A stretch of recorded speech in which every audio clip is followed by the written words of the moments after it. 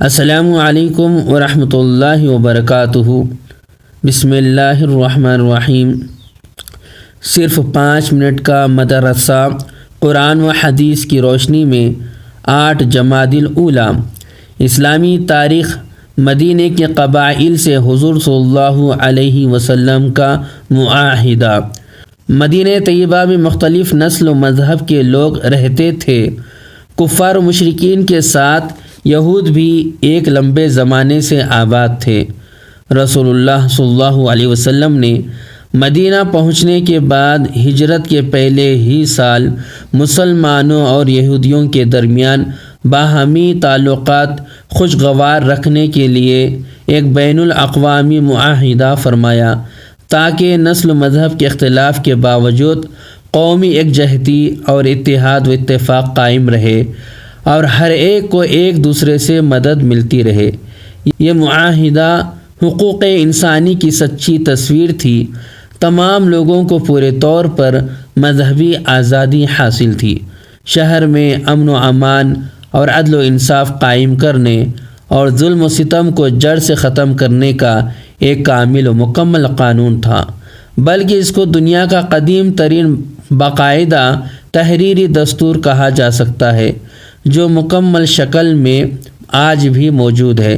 اس معاہدے پر مدینہ اور اس کے آس پاس رہنے والے قبائل سے دستخط بھی لیے گئے تھے۔ حضور صلی اللہ علیہ وسلم کا معجزہ خوشحالی عام ہونے کی خبر دینا۔ حضرت عدی رضی اللہ تعالیٰ عنہ فرماتے ہیں کہ مجھ سے رسول اللہ صلی اللہ علیہ وسلم نے فرمایا، اگر تیری عمر زیادہ ہوگی تو دیکھے گا کہ آدمی مٹھی بھر سونا اور چاندی خیرات کے لیے لائے گا اور محتاج کو تلاش کرے گا، لیکن اسے کوئی صدقہ لینے والا نہیں ملے گا۔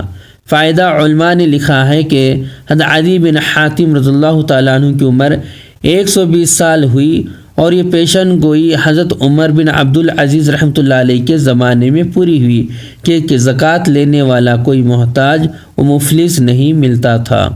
ایک فرض کے بارے میں غسل میں پورے بدن پر پانی بہانا۔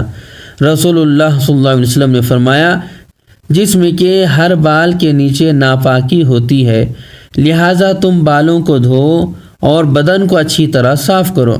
خلاصہ غسل میں پورے بدن پر پانی پہنچانا فرض ہے۔ ایک سنت کے بارے میں بچوں کو یہ دعا پڑھ کر دم کریں۔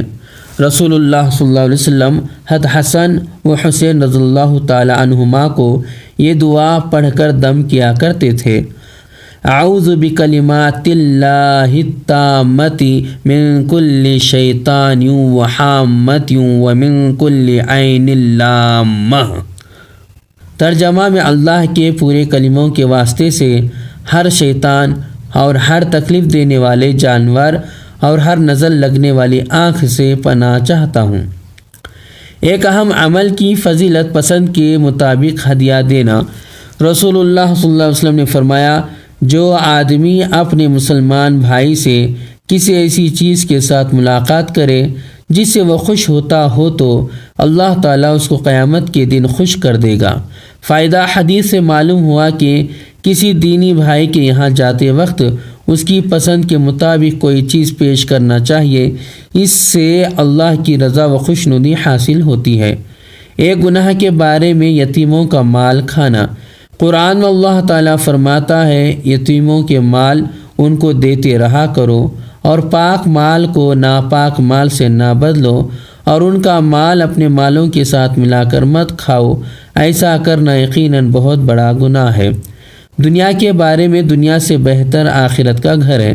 قرآن میں اللہ تعالیٰ فرماتا ہے، دنیا کی زندگی سوائے کھیل کود کے کچھ بھی نہیں اور آخرت کا گھر متقیوں کا یعنی اللہ تعالیٰ سے ڈرنے والوں کے لیے بہتر ہے۔ آخرت کے بارے میں دوزخ کی دیوار۔ رسول اللہ صلی اللہ علیہ وسلم نے فرمایا، دوزخ کی آگ کی قناتوں کو 4 دیواروں نے گھیر رکھا ہے اور ہر ایک دیوار کی چوڑائی 40 سال چلنے کے برابر ہے۔ قرآن سے علاج، سورہ بقرہ سے علاج۔ رسول اللہ صلی اللہ علیہ وسلم نے فرمایا، اپنے گھروں میں سورہ بقرہ پڑھو، اس لیے کہ شیاطین و عاصب اس گھر میں داخل نہیں ہوتے جس گھر میں سورہ بقرہ پڑھی جاتی ہے۔ نبی صلی اللہ علیہ وسلم کی نصیحت رسول اللہ صلی اللہ علیہ وسلم حدیث قدسی بیان کرتے ہوئے فرماتے ہیں کہ اللہ تعالیٰ فرماتا ہے، اے میرے بندو، میں نے اپنے اوپر ظلم کو حرام کر دیا اور اس کو تمہارے درمیان بھی حرام کر دیا ہے، لہٰذا تم ایک دوسرے پر ظلم مت کیا کرو۔ اللہ تبارک تعالیٰ سے دعا ہے کہ اللہ تبارک تعالیٰ ہمیں ان باتوں پر عمل کرنے والا بنائے، ان باتوں کو یاد رکھنے والا بنائے۔ اگر مجھ سے کہنے میں کچھ خطا غلطی ہو گئی ہو تو کمنٹس کے ذریعے ضرور میری اصلاح فرما دیں۔ السلام علیکم ورحمۃ اللہ۔